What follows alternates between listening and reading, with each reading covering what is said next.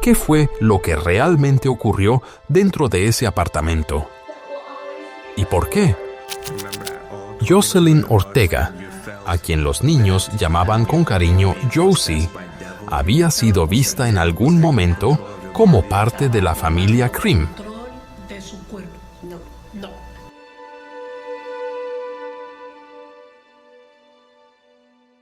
Hoy les presentamos un documental de crimen real sobre el caso de Lucia Cream y Leo Cream. El 25 de octubre de 2012, una residente llamada Charlotte entró al elevador de un edificio de apartamentos en West 70 y 5 Street. Con ella subieron la niñera, a quien ya conocía, y los dos niños pequeños que vivían en el edificio. Charlotte sonrió y se inclinó para preguntarle a la niña: ¿Sabes lo hermosa que eres? Esa pregunta tan simple hizo que la pequeña se iluminara con una sonrisa llena de alegría mientras le daba las gracias. Todo parecía normal.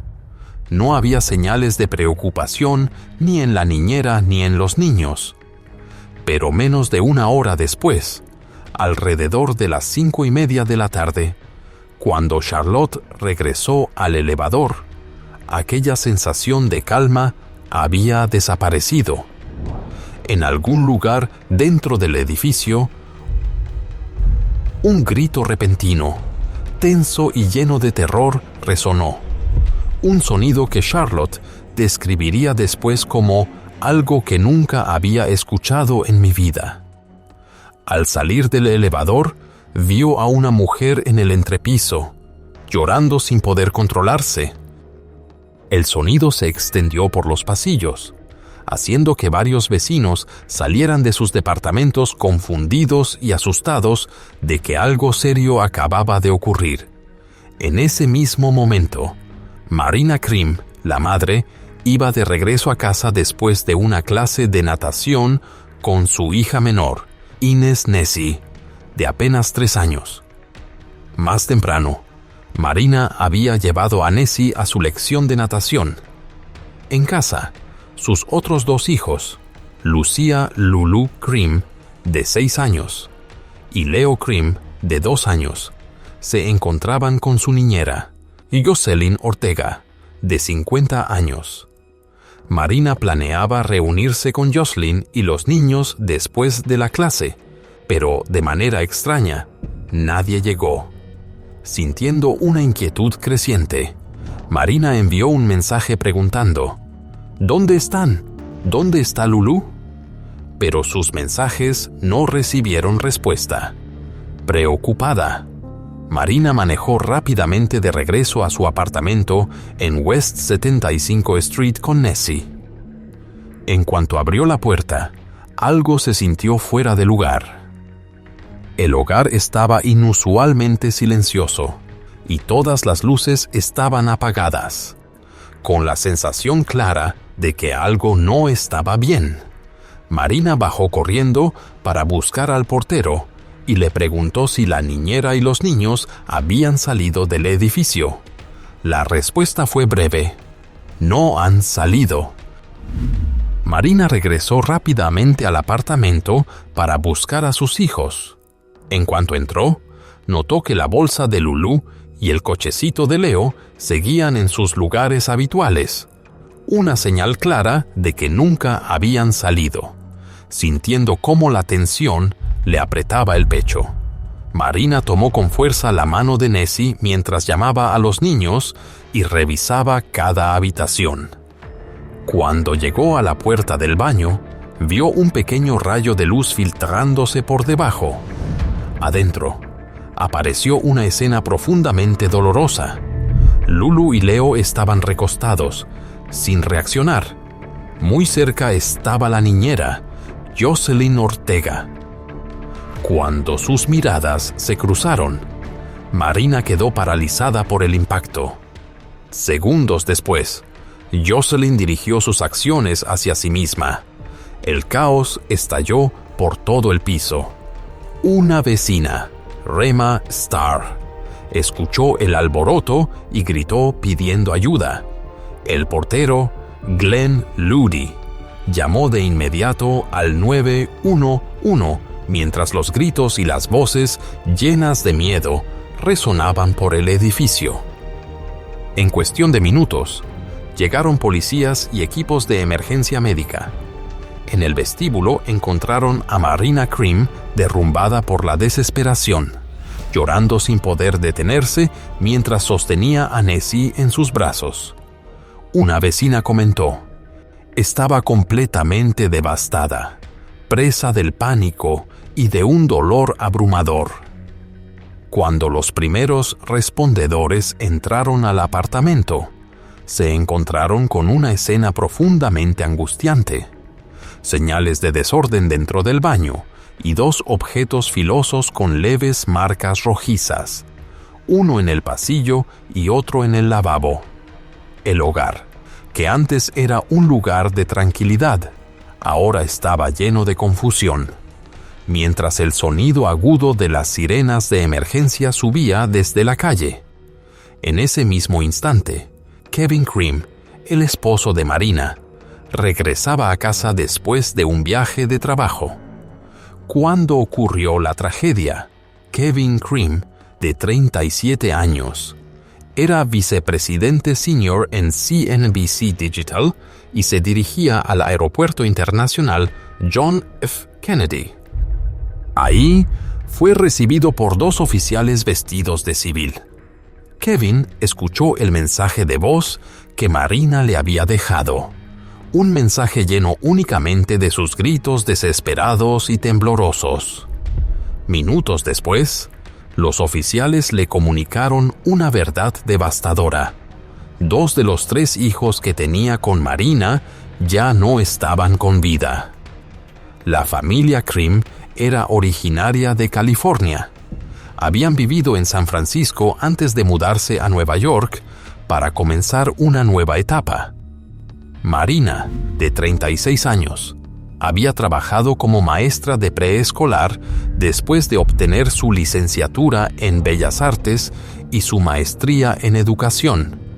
Cuando se convirtió en madre, dejó su carrera para dedicarse por completo al cuidado de sus hijos.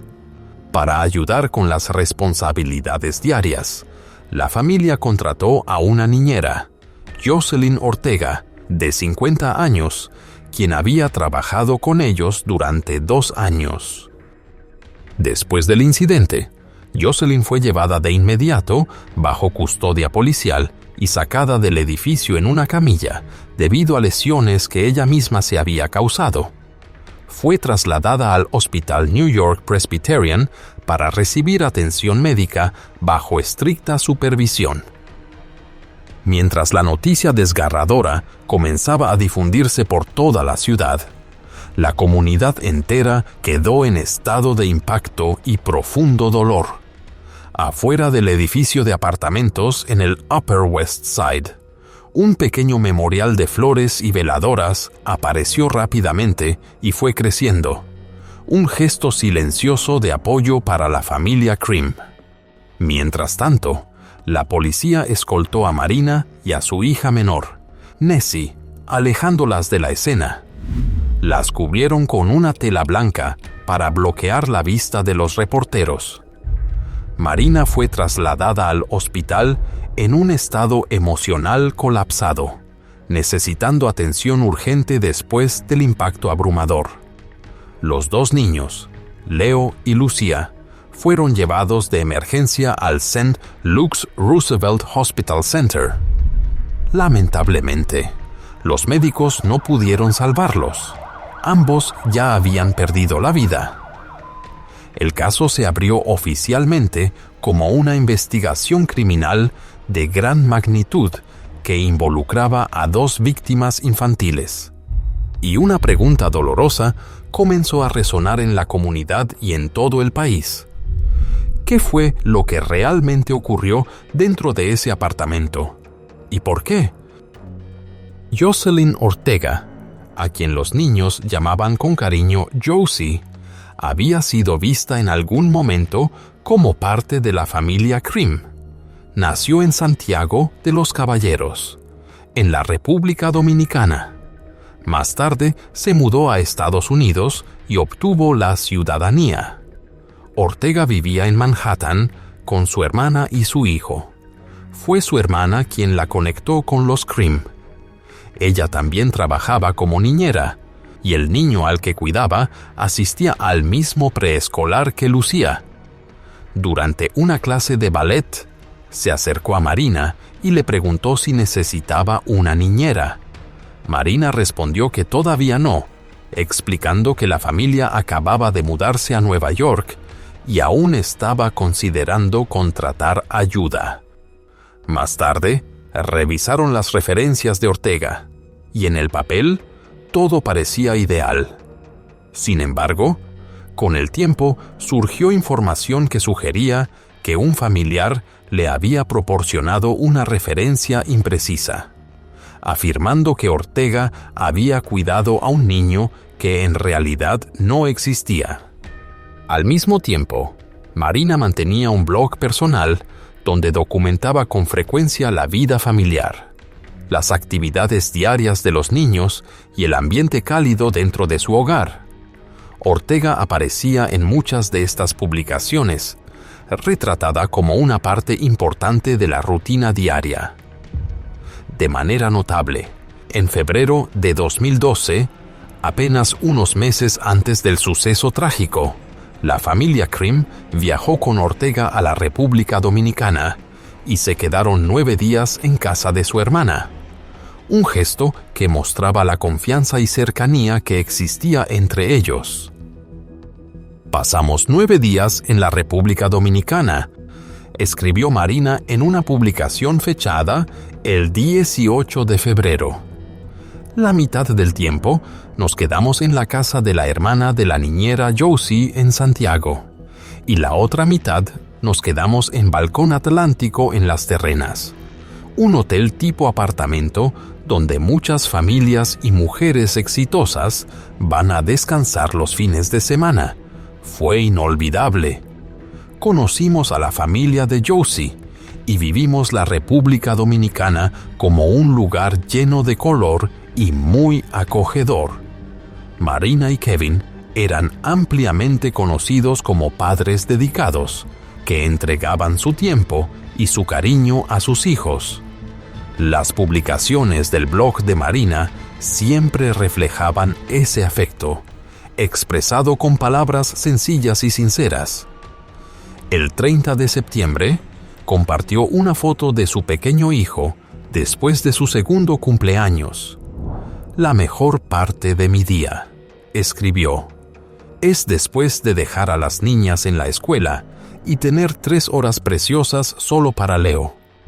Sé que suena un poco sentimental, pero de verdad quiero muchísimo a este pequeño». Según los investigadores, las lesiones que Ortega se causó en el cuello, por fortuna, no alcanzaron áreas críticas, lo que permitió estabilizar su vida. Al principio, los médicos la mantuvieron bajo anestesia y le brindaron atención médica urgente, mientras la policía la vigilaba de manera constante en el hospital. 2 días después, Ortega recuperó la conciencia tras una pérdida temporal de lucidez. Sin embargo, debido a la zona afectada, no podía hablar en absoluto. Restringida por seguridad, sus únicas formas de comunicarse eran mover los labios, señalar letras en una tabla o escribir lo que quería decir. En sus primeras notas escritas, puso: «Tenía que hacer todo y cuidar a los niños. Trabajaba solo como niñera y ella quería que yo hiciera todo. Quería 5 horas de limpieza cada semana». Los investigadores comprendieron que, para entender las razones detrás de este suceso impensable, debían revisar la vida personal de Jocelyn Ortega.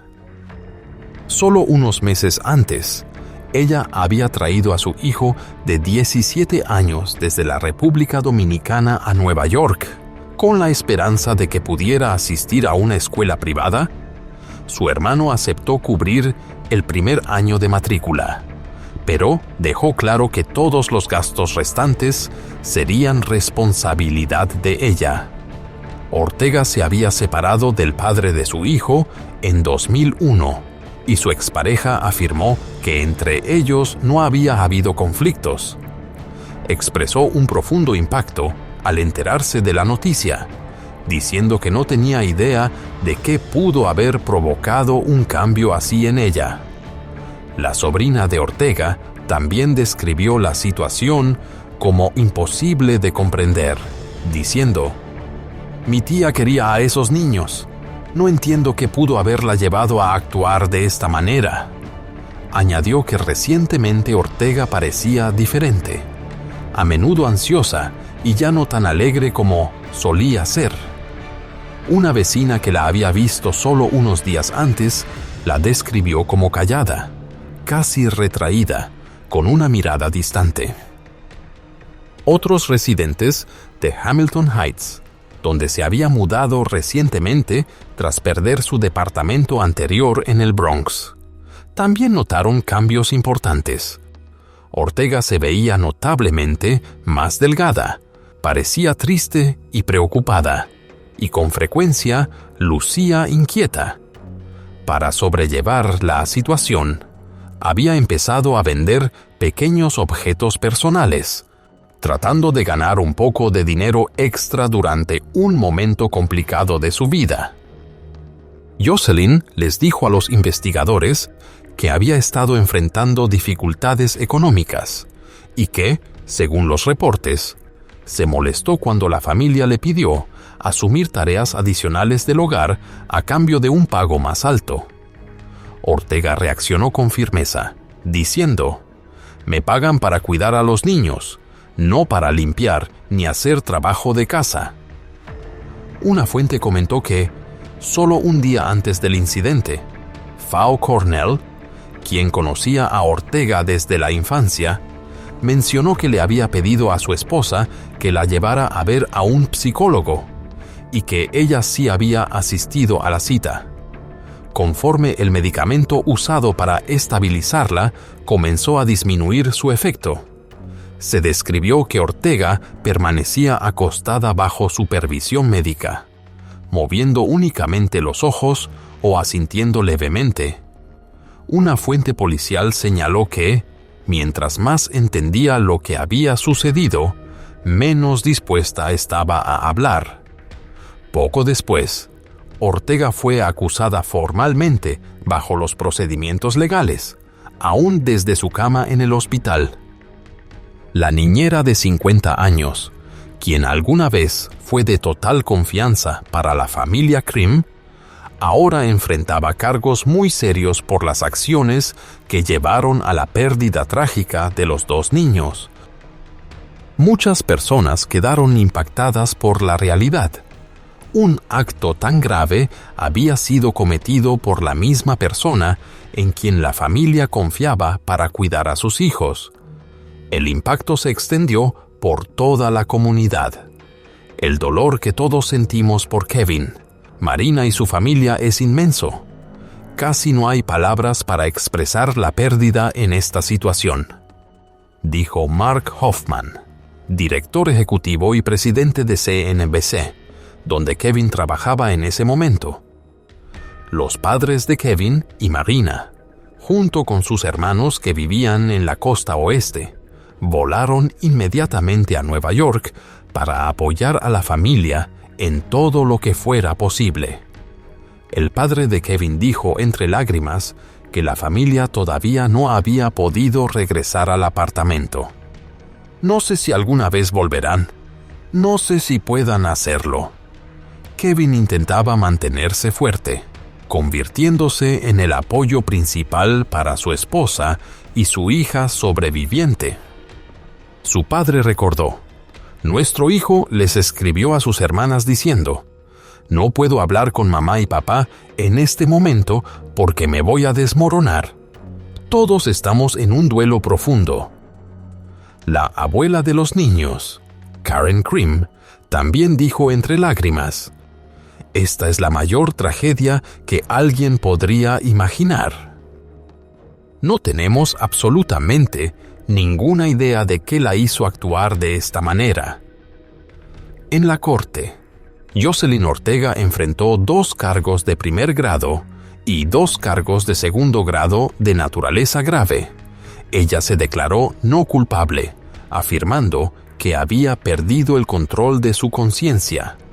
Pero los fiscales argumentaron que Ortega entendía perfectamente sus acciones, que actuó de manera deliberada, motivada por resentimiento y una carga emocional dirigida hacia Marina, lo que llevó a la pérdida trágica de los 2 niños. También enfatizaron que no existía evidencia creíble que demostrara que padeciera una condición psicológica severa. Durante su primera aparición en la corte, los abogados defensores dijeron que necesitaban más tiempo para revisar más de 6,000 páginas de expedientes médicos para determinar si ella tenía la capacidad de enfrentarse al juicio. Mientras esperaba esa evaluación, Ortega fue retenida sin derecho a fianza en una unidad de cuidados especiales en el Elmhurst Hospital Center, designada para pacientes que requieren supervisión constante. Se llevó a cabo un servicio conmemorativo profundamente emotivo en Avery Fisher Hall, en Manhattan, para honrar a los 2 niños. Después del servicio, Kevin y Marina emitieron un comunicado. Queremos expresar nuestra gratitud por el extraordinario amor y la amabilidad que todos nos han mostrado. Lulu y Leo eran 2 de nuestros 3 mejores amigos, y los extrañamos muchísimo. Nuestra hija, Nessie, es increíblemente fuerte, y con su apoyo, nosotros también seremos fuertes por ella. A principios de esta semana, nos reunimos con familiares y amigos para celebrar las hermosas vidas de Lulu y Leo. Para nosotros es importante que sean recordados como los niños dulces, creativos y llenos de vida que eran. Y los estamos honrando al crear el Fondo Lulu y Leo. El Fondo Lulu y Leo fue creado para apoyar la educación interactiva en artes y ciencias para niños pequeños en escuelas, museos y diversas organizaciones comunitarias. Kevin y Marina explicaron que las clases de arte le habían dado a Lulu algunos de sus momentos más felices, creativos y enriquecedores. Esperaban que otros niños pudieran tener la oportunidad de experimentar esa misma alegría. Un año después del suceso trágico, en octubre de 2013, la familia Cream recibió una nueva fuente de esperanza: el nacimiento de su hijo, Félix. Escribieron en Facebook: «El otoño siempre es una época ocupada y emotiva para nosotros. Es la temporada del cumpleaños de Leo y también el momento en que recordamos a Lulu y a Leo. Pero este año tenemos noticias significativas. Marina está esperando otro niño, con fecha prevista para finales de enero. Su hija Nessie estaba encantada de asumir su papel como la abeja reina de la familia. Y Félix, cuando se acercaba a su segundo cumpleaños, dejó felizmente su cuna y pasó a una litera, convirtiéndose en el nuevo compañero de habitación de su hermana. Kevin y Marina compartieron que, con cada hijo nuevo, sentían una conexión especial, una sensación que los acercaba más a Lulu y a Leo, cuya presencia seguía viviendo en los ojos, las voces y los gestos de los pequeños en casa. Poco tiempo después, Marina recibió a otro niño, Linus. Mientras la familia Cream encontraba poco a poco momentos de luz en medio de su pérdida, el proceso legal continuaba. Yoselyn Ortega fue finalmente declarada competente para enfrentar el juicio. Una evaluación psicológica ordenada por la corte confirmó que podía ayudar en su propia defensa. Ortega se presentó ante el juez Gregory Carro cuando el proceso del juicio comenzó. «Si este juicio no te conmueve, quizá debas revisarte el pulso», dijo el juez Gregory Carro durante la selección del jurado. Antes de esto, Yoselyn Ortega había rechazado un acuerdo de culpabilidad que la habría obligado a cumplir entre 30 años y cadena perpetua si aceptaba declararse culpable de 2 cargos graves relacionados con la pérdida de los 2 niños. En lugar de aceptar el acuerdo, decidió seguir una defensa basada en una supuesta disminución de conciencia. Durante años previos al juicio, los argumentos se centraron en evaluar el estado mental de Ortega. En Nueva York, el estándar para una defensa por disminución de conciencia es extremadamente estricto y, en la práctica, rara vez se acepta. Para tener éxito, la defensa tendría que convencer a los jurados de que, en el momento del incidente, Ortega no comprendía que sus acciones estaban mal ni podía entender las consecuencias de lo que había hecho. Sin embargo, los fiscales dejaron claro desde el principio que no consideraban creíble este argumento. Según la declaración inicial de la fiscal adjunta, Courtney Grove, Yoselyn Ortega había tomado 2 objetos filosos de la cocina antes de lo que ocurrió en el baño. Grove explicó que Ortega causó un daño severo a los niños de una manera que les impidió pedir ayuda. La evidencia mostró que Lucía entendió lo que estaba pasando y trató de resistir, algo que quedó reflejado en varias marcas superficiales observadas durante el examen. La magnitud de las lesiones de ambos niños llevó inicialmente a los primeros respondedores a creer que seguían en condición crítica. Leo también presentaba señales significativas de daño, al grado de que el oficial que lo cargó para sacarlo del baño temió que el pequeño pudiera deslizarse de sus brazos. Grove enfatizó: «Ella planificó este acto grave y lo llevó a cabo en un momento en que sabía que no sería interrumpida». Sobre la cita que Ortega había programado con un psicólogo poco antes del suceso, los fiscales revelaron que esa había sido la única vez que había visto a un profesional de salud mental en 30 años.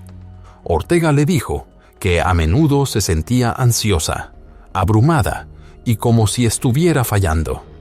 El psicólogo, el Dr. Thomas Caffrey, declaró que Ortega habló sobre culpa, estrés y un estado de ánimo bajo, pero no mostró señales de intención de hacerse daño a sí misma ni a nadie más.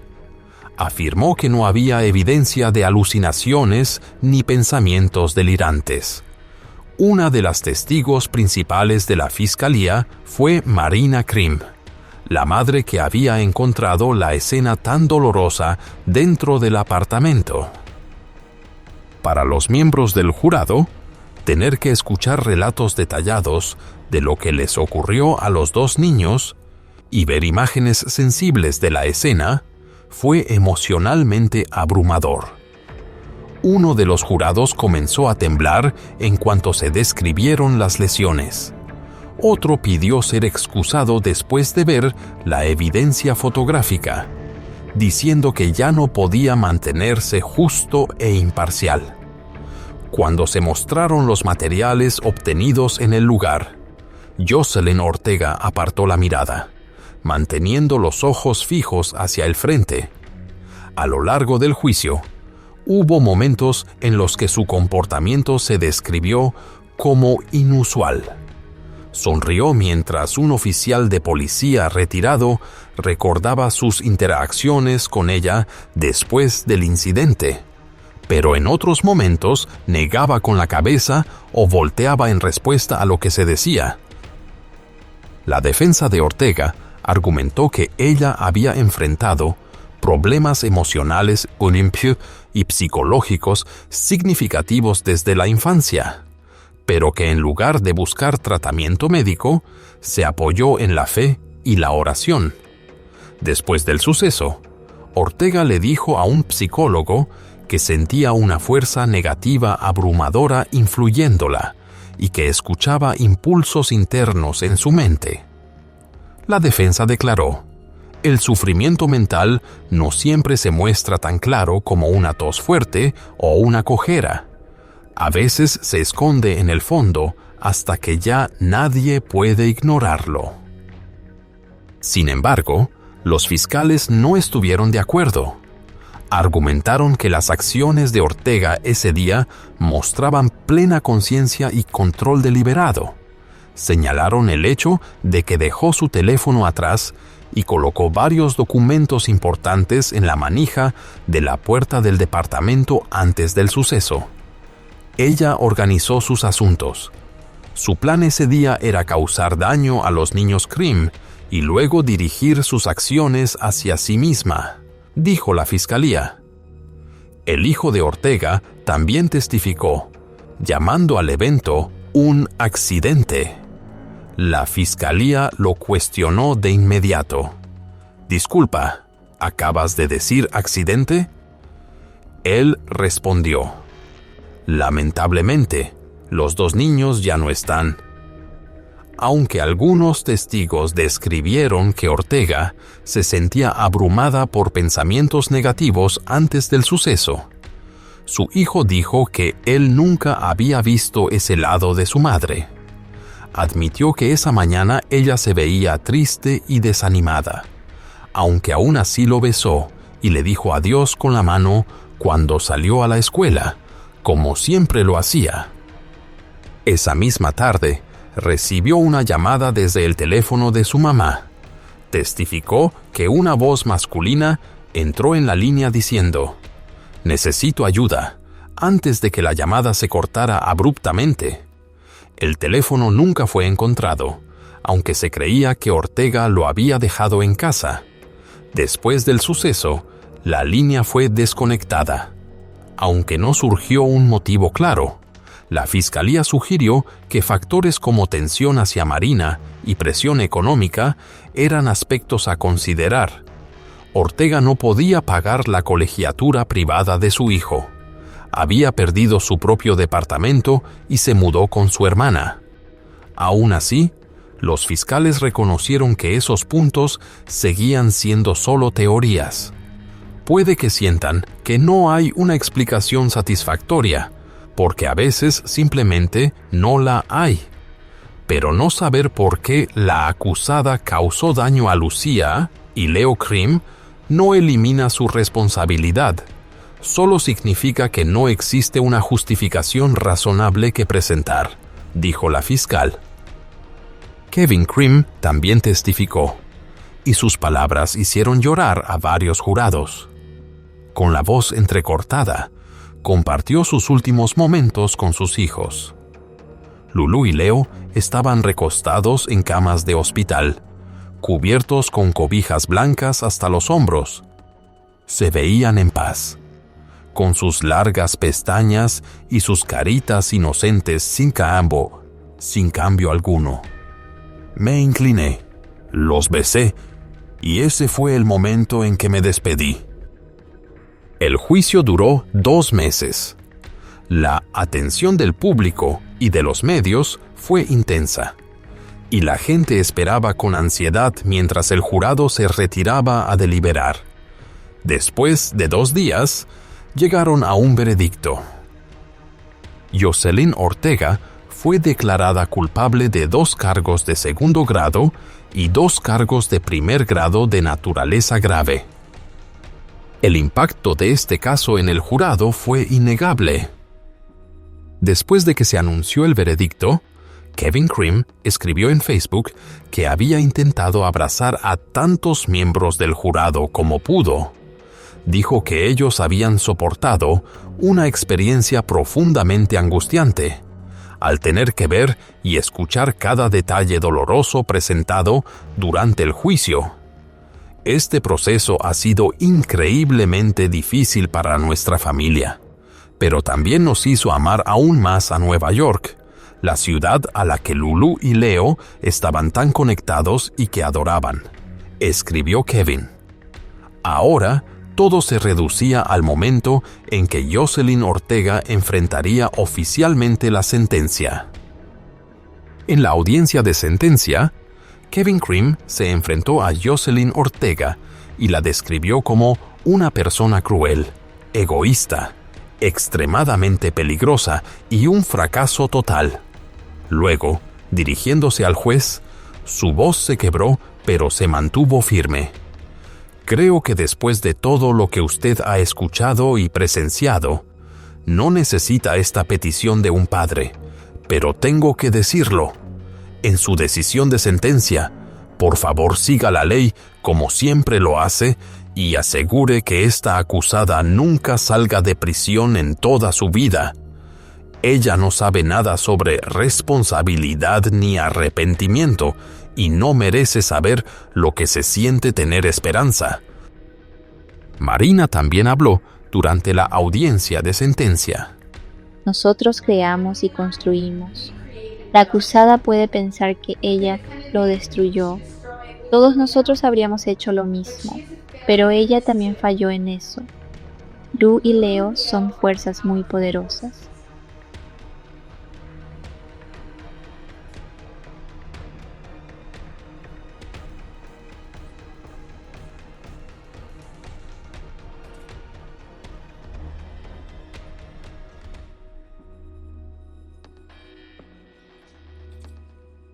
Ahora ya existen dos historias y siempre será así.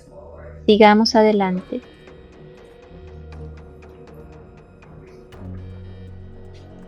Hablando a través de un intérprete y usando español, Jocelyn Ortega se dirigió a la corte.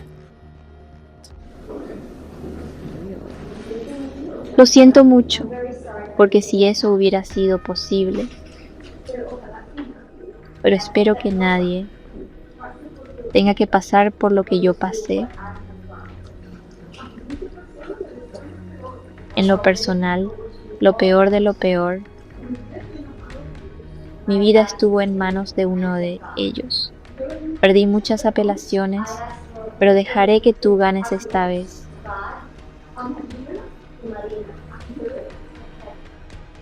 En la audiencia, el abogado de Ortega se dirigió a la corte, pidiendo clemencia y solicitando que su clienta fuera ubicada en una unidad de protección, con acceso a especialistas y apoyo en salud mental.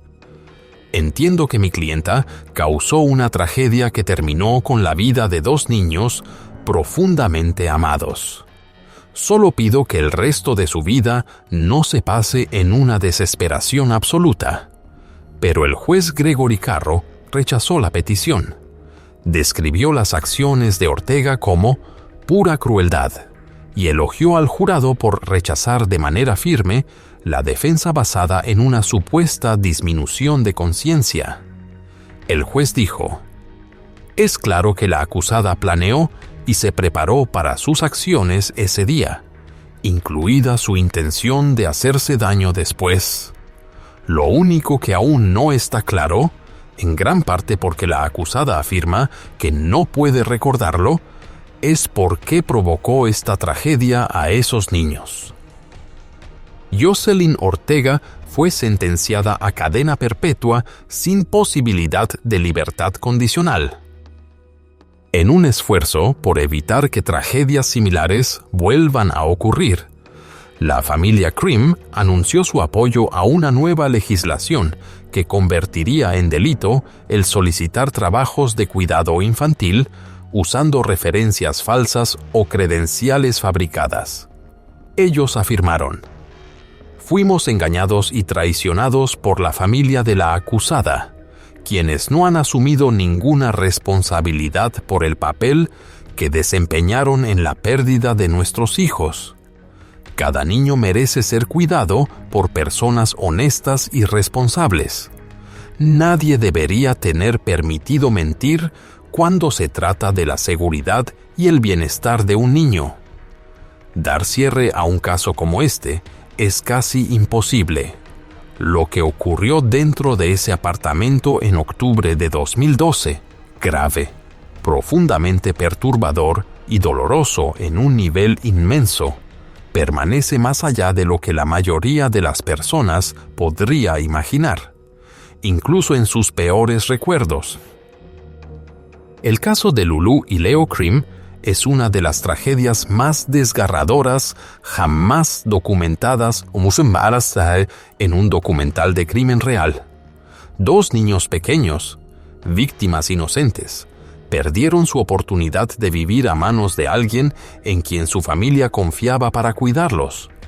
Esto no solo fue una pérdida devastadora para la familia Crim, sino también un dolor que estremeció a toda la comunidad. Jocelyn Ortega, la persona responsable de la tragedia, actuó con una gravedad alarmante y un profundo egoísmo, traicionando la confianza de quienes la habían tratado como parte del hogar. Su sentencia de cadena perpetua sin posibilidad de libertad condicional es la afirmación más clara de justicia. Pero, ante todo, Lulu y Leo deben ser recordados no por la forma en que dejaron este mundo, sino por la alegría, la creatividad y el amor que llevaron a su familia y a todos los que los rodeaban. Su historia también es un recordatorio para la sociedad. Necesitamos un sistema de protección infantil más fuerte, total transparencia al elegir cuidadores y una comunidad lo suficientemente alerta como para prevenir que vuelvan a ocurrir tragedias infantiles.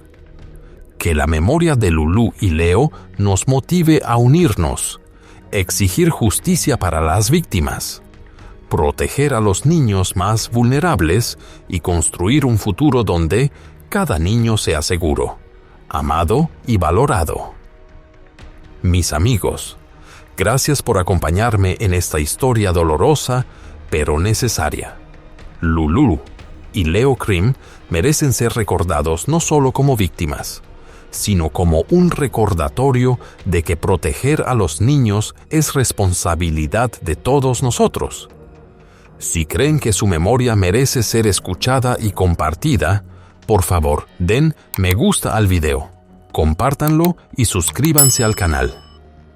Cada interacción ayuda a mantener viva su historia y a construir una comunidad más fuerte, una que defienda la justicia para las víctimas, insista en mejorar el sistema de protección infantil y trabaje para prevenir futuras tragedias. Por favor, dejen un comentario. ¿Qué creen que debe cambiar la sociedad para asegurar que tragedias como esta no vuelvan a ocurrir? De verdad quiero escuchar sus ideas. Y no olviden activar las notificaciones para que no se pierdan la próxima historia en esta serie de documental Crimen Real.